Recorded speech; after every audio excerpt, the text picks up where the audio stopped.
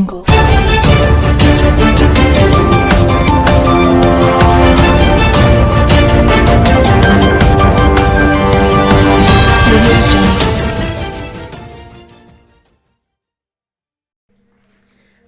علیکم، Asia 41 news کے ساتھ میں ہوں آپ کی میزبان مطربہ یوسف۔ خبر شامل کرتے ہیں خیرپور ٹامیوں والے سے۔ ہمارے بیورو چیف مہر محمد سفیان کے مطابق اسسٹنٹ کمشنر خیرپور ٹامیوں والی رانا محمد شعیب نے سی او میونسپل کمیٹی خیرپور ٹامیوں والی میڈم طیبہ رمضان کے ہمراہ خیرپور ٹامیوں والی میں لگائے گئے رمضان بازار کا وزٹ کیا۔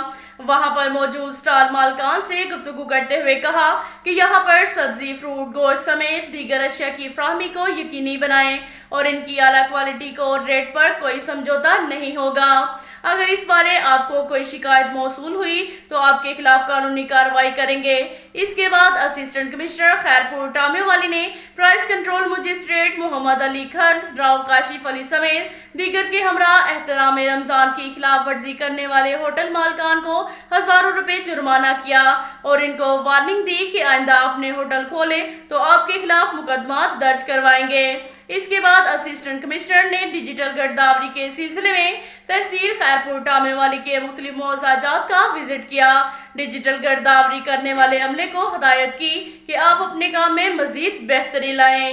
اب تک کے لیے اتنا ہی کافی ہے۔ ملتے ہیں اگلے بلیٹن میں، ہمارے ساتھ رہیے گا۔ اللہ حافظ۔